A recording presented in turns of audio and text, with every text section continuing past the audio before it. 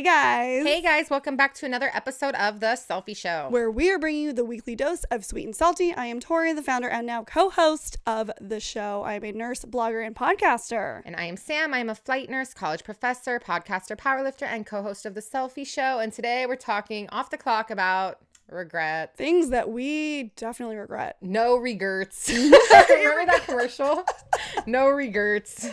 I got some regrets, man. Unfortunately, we have a lot of them. Got some regrets. Mm-hmm. You know, we're just keeping it real with you guys. Well, and life is good, but if I could have done things differently, I would have. Rewind time a little bit. Go back, redo. Back time. Get it, Cher. Rewind, undo, replay. Do you think Cher is a vampire? What? Cher. Like what? the Cher. Okay, where are we going with She's this? like fucking 70 years old and she looks the same as 1986 when I was born. How is it physically possible? Well, Botox, fillers, money. No, but she looks There's good. no such thing as getting old or being ugly. There's just such thing as being poor. But I think Cher's a vampire. Like I just saw a picture of her and I'm like, she looks the same. She hasn't seen the sun. True. Sun. Hot tip. We're going to get into that one. That's one of my regrets. So today we're going to get into our top 12 things that we regret. We wanted to do a top 10, but there's just so many regrets. We just regret so many things in life. We had to keep adding to this list and things. Good food for thought. You know, we want to bring some good food for thought here for you guys today, and maybe it'll inspire you to do things differently. Like don't follow in my poor choices. Do as we say and not as we do. That's the message here. Okay. I have this as number one because it is my biggest regret. Okay. Working too much. Why? I literally have nothing to show for it. One, financially.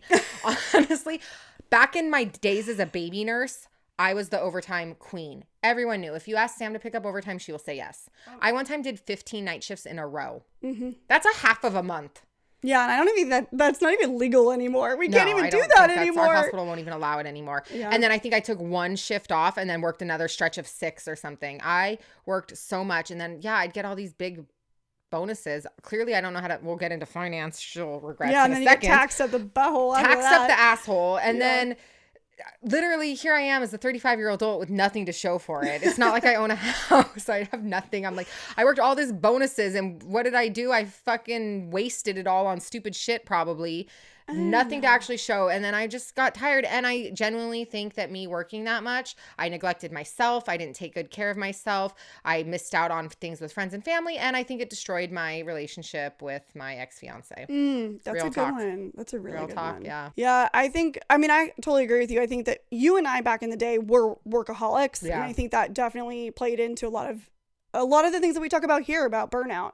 So I think that's a really good one to be mindful of. Don't overdo it, you guys.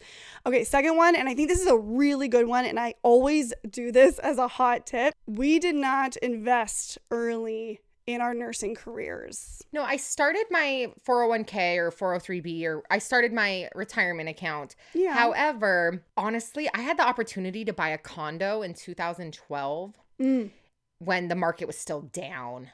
And I was renting the condo from someone. They were going to sell it because they were buying a house. And I had the option of buying the condo or moving. Yeah. And at the time, I think the condo was going to be like $180,000. Ooh.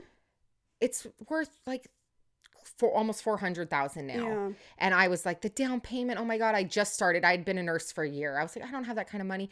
Shit, I could have borrowed it, loaned. I could have scrounged up. There's a lot of ways you can invest. It was not that much money in the grand scheme. I could have scrounged up the money for that, bought in that condo, and now it would have been worth almost triple what I paid for it. Yeah. For sure double. I think my thought on this one, I'm so mad at myself. Idiot. Is just to make sure that you are investing early. Definitely as far as retirement goes, I wish that I had been investing more into my retirement earlier. That's one for sure. The other thing that I think so many of us in our 20s don't think about really are other investments. Yes, so there's not, there's obviously your work investment, right? So there's your employer and what your employer contributes, but there's also other ways to invest. You can do your own investing.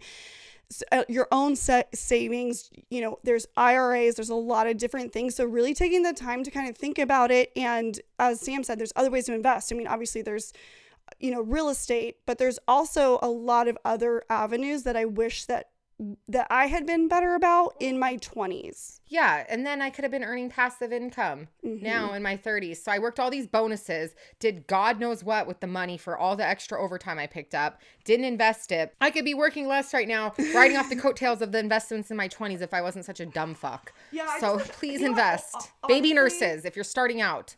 Don't sleep on it. Don't sleep on that. And just also being more mindful of your money in general. And I think in the beginning, when you become a nurse, it's like, oh my God, you're making all this money. And you're in a position where you're finally able to feel that freedom, start paying back maybe some of that school debt. But I think just being really strategic about your money in your 20s is really important. It's something that Sam and I wish we had done a little bit better. Which brings me to my next regret that I wish I did. I wish I lived at home longer when I was a nurse. Oh, yeah. So I graduated and I immediately, I think I lived at home for a couple months and then I immediately moved out. Yeah. And I was so over it. I wanted my own place and I, ready to be a grown up and all this shit. No, it's overrated. Being a grown up is overrated. I agree. It's like the Billy Madison where it's like, stay as long as you can. Adulting is way overrated. Let's just say that. The amount of money I waste on rent. I'm like, if I could have stayed home. I sold my house in 2019 after breaking up with my ex. And while my house was for sale, I moved home temporarily. Mm-hmm. That was awful. That fucking sucked. To be that was in your 30s. To be a 33-year-old adult having to live at home in your parents' spare bedroom is just the most humbling thing on earth. But honestly, oh my God. I'm just like, imagine the money I could have saved if I just lived with them for a year. Mm-hmm. The only reason I couldn't is I had my dogs. And while I was living with them, my dogs were at the house with my ex because the dogs needed to be in the house. But once the house was sold, they came with me and I couldn't bring my dogs to my parents' house. But I'm like, just 1 year of stacking that sweet cash instead of the money I spent on rent. So if you have the ability and you have the mental fortitude, because honestly, sometimes it's not worth your mental health to live at home and it's better to just suck it up and pay for it. But if you have the mental fortitude and the ability of being able to live with family, if you can suck it up and save that cash, your bank account's going to thank you later. I agree with that. I was in a very different position than you were because I went out of state for school. And then when I got my job, I moved from, I didn't live at home. I was far away from home. So those weren't options for me. But I 100% agree with Sam. If it's an option for you, definitely take advantage of that because it's great. And I know sometimes, yes, it is harder said than done. But honestly, financially, this is just the generation we're in. I mean, it really is. Sad to say, but here we are. Yeah, we got screwed. It is what it is. Okay, next one. And I think this is something that, Sam and I obviously preach here all the time. But I really do regret and still kind of working on caring what people think. Honestly, especially when it comes to like what you wear, mm-hmm. what you say. How are people like, I don't care anymore. Honestly, the cellulite is so real. And even these leggings I'm wearing right now, I don't give a fuck. If you don't like my cellulite, look away. Mm-hmm. Don't look at it. If you don't like it, don't look at it. I think there's just that little element of really digging into yourself and really getting into and being okay with who you are and really not caring what people think of you. And I think that's something, it does come with time. I think that comes with maturity. And obviously we can sit here now as in our mid 30s and say that, but I really do wish I didn't care as much as of what people thought of me. I think even this year compared to last year, I care less. It's an evolving thing that I get a little bit better at with time and I care less and less. Yeah, I think it's a good one. I like that for you. Another one would be, for me, putting off saying how you feel. Oh, that's a good one. And that's a double, that goes two ways. One, just telling people you love them. Oh, yeah. I know some families aren't really structured like that, but life is like very short and you don't ever want to live with the regrets of not having told someone how you felt about them or letting them know. Yeah. In the same breath, telling people how you feel is also kind of like not speaking up for yourself too. And like suppressing that. So I think it kind of goes both ways, but it all kind of boils down to being vulnerable because that is whether you're putting yourself out there, not knowing if your feelings will be reciprocated, telling someone, I care about you. You mean a lot to me. I love you. I am terrible at that because I'm like, well, what if they don't feel the same? I can't handle, my Capricorn self can simply not handle that rejection. Right. And then at the same time, it is putting you in a vulnerable position to let someone know that you're upset about something or you're not going to tolerate this. That takes a lot of like from within. Yeah. I think also just something that I regret on that in that line is, you know, life is short. And what's crazy is there are 3 people in my head that I wish that I had sent that text to or I had made time to see more of before they passed away. And I think that's a big piece, is just taking the time to tell the people that you love them, and really embracing that idea, because truly life is short, right? It's not guaranteed. Tomorrow's not guaranteed. So just really taking the time to really just embrace the people that you love and be there for them as well. And that's harder said than done, because I feel like even for Sam and I, we're on the go. And I feel like it's even hard for us to kind of take a step back even now. But there are people that I regret not sending that last text to or saying I love you. And yeah, so just taking that little extra time. Another one, people pleasing or putting others' needs in front of your own.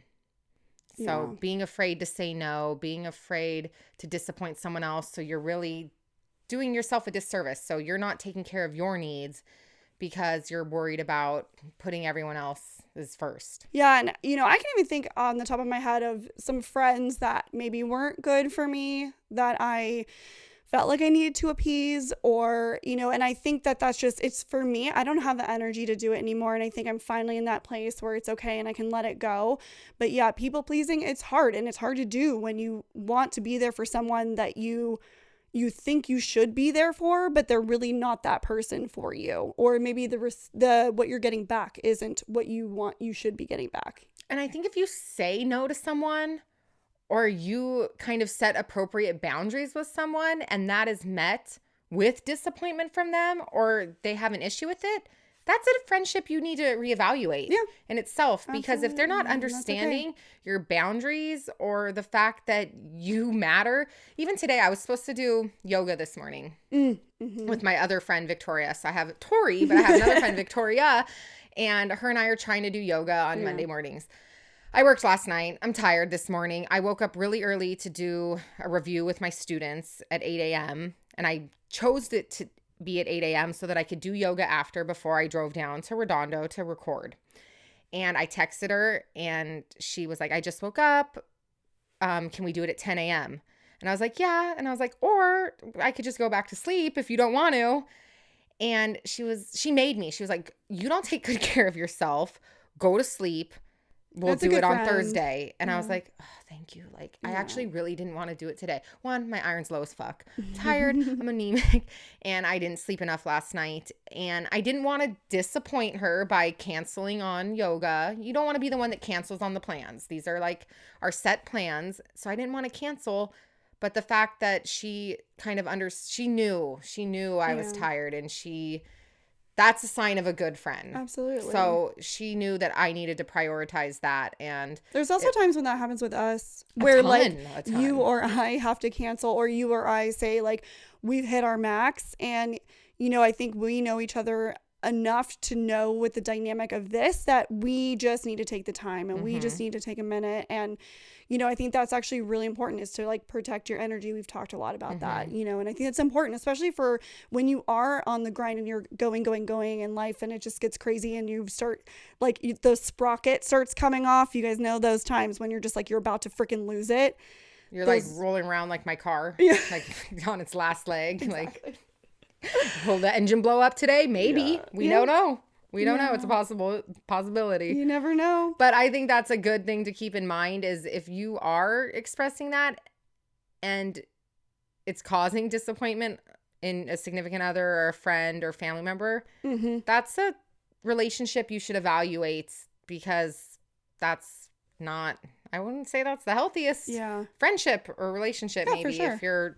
If you're people pleasing and they have a problem with you not always bowing down to them, Problematic. Yeah. Another one that we came up with was letting the passion die. And I think that goes for so many things, like Sam and I, in our professional life, in our careers, in everything. Like there were times where both of us did this, where we would go, and then you start kind of fizzling out of the passion phase. And it's really hard to do. And I will say this, even, this started as a really creative project, the podcast, right? And there are times where you start getting so into it and you start forgetting the reason that you really started that passion. And it's that fine line, right? Of doing something that you love so much and putting so much work into it. And then that passion starts dying a little bit. And I think in nursing specifically, or in our professional career, we've really had to tune into what it is, why are we doing what we're doing, and really focusing and harnessing on that idea and just trying to grow that and kind of feed that thing. And it's hard to do because sometimes the thing that you love so much, you end up hating the most. Even with this podcast though, there's been times where you've hit a wall or I've hit a wall, and we've had to pep talk each other and be like, we've worked this hard on this, not to just throw in the towel or give up.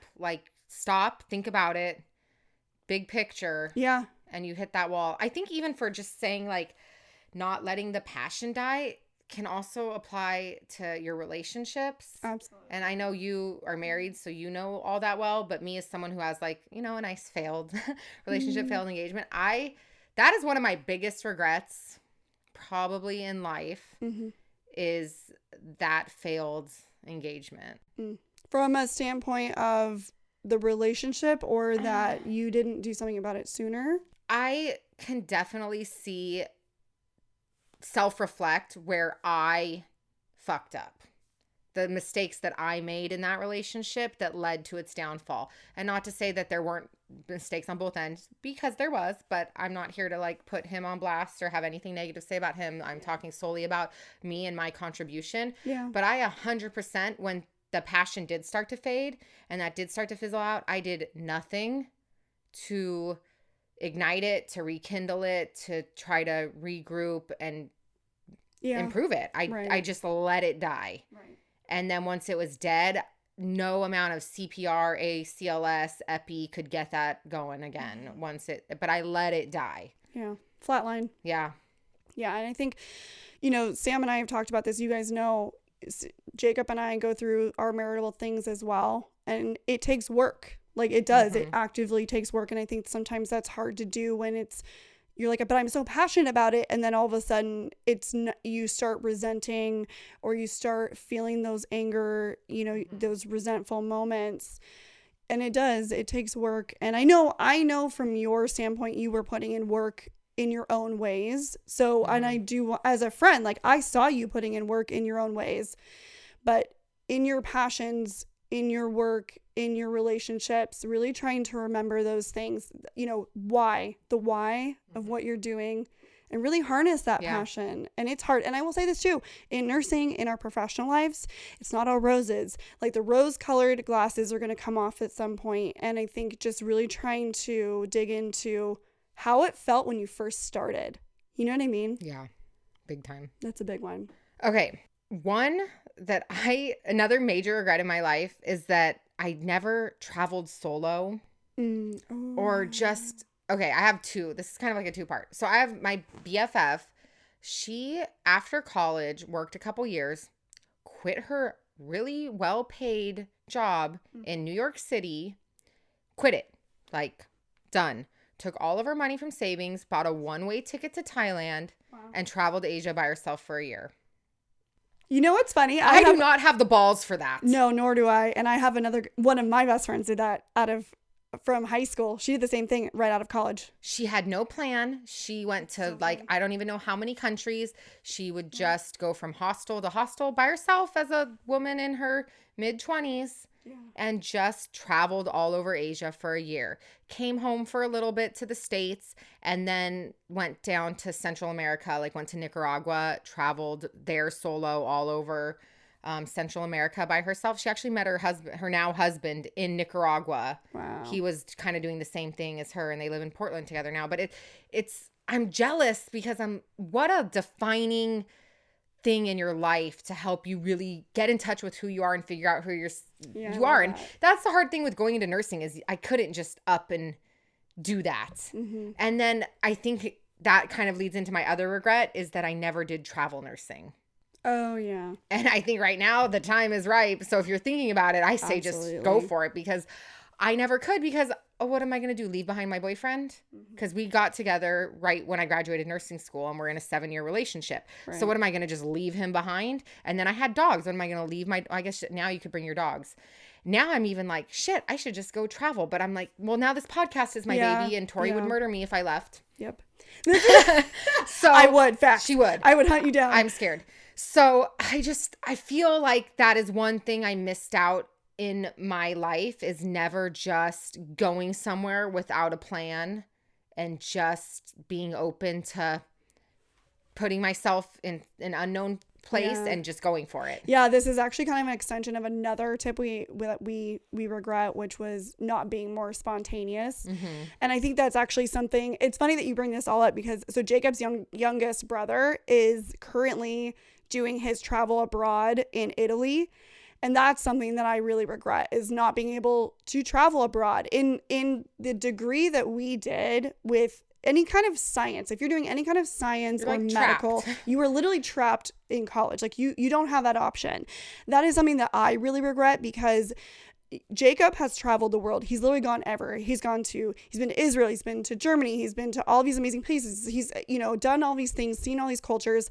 I've traveled, but they were for short spurts. Right. I'm talking like, I wish I could just spontaneously up and move, leave. Yeah, absolutely. Bye, gone. I think that is such a cool thing to be able to do. Be more spontaneous in your decisions. That is something that I have a really hard time with. Like when I do something, I'm all in and I'm very much just go for it, but I'm very methodical. I'm very thoughtful. I do a lot of planning behind it. And I do wish that I had done some things a little more spontaneously, one of which being travel or going somewhere more often. That's definitely something that I wish I had done. And college, why didn't I do some sort of study abroad? That would have been so cool. Just get out. Yeah. Go do the things and see the things. Mm-hmm. Like, and now I'm in this weird place where I feel like and I think I watch these TikToks of like solo travelers, except I fucking hate nature and hiking and shit, but their videos look gorgeous. But I get these like bugs where I'm just like, I just want to go off the grid and like disappear on this like Sam solo adventure. I love it. I wish that I could do. And now it's like, it's hard because we're so Can we take the podcast on the road and just go off the grid? Hey, let's go. We could record from anywhere. We can. That's not untrue. Honestly, I don't know. I just get in these things where I'm like, there's so much out there. Yeah. Yeah. Take advantage of it. I mean, again, life is short, right? Let's go for it. No regrets. I don't know. Tell us what your regrets are. What's your biggest regret? We want to know. We want to hear from you. There's so many. Also, wear your sunscreen. I regret not wearing sunscreen earlier. Me too, honestly. The aging is getting real at 35, almost 36. Absolutely. I've waited this long to have a skincare routine. Just imagine if you started. Your skin looks so good, by the way. It really does, actually. Thank you. I do appreciate that, but it is. I regret not wearing sunscreen earlier or not doing some of the basics. Oh, also I have another one, which is something that Sam and I are trying to be better about, is health checks. So go get your labs checked. Go check in with I haven't done my women's physical and I'm finally going, but I do regret not being better about that. I know Sam, she's been having issues with all your potassium and my iron. Your iron. Here we go. She's been having issues with all of her iron, which, I just think that we don't put enough focus on that. And so just take the time to book it. Get off of this podcast when you're done listening. Call your doctor. Don't wait for your mom's not going to book your doctor appointment for you anymore. You're an adult. Make your doctor appointment. Get your labs checked. Check in. Make sure you're doing good. Health is wealth, baby. Health is wealth. Amen, sister. Love that for us. Love that for you guys. We love that for you guys. So, do as we say and not as we do. We love you guys. These are just things that here we are in our mid-30s and we just wish we'd done these things or been better about them. And it is hard to do, but these are things that we should all try and start implementing in our lives a little bit better. If you're listening to this in your 20s, Hit it up. Get it going, baby. Start saving now.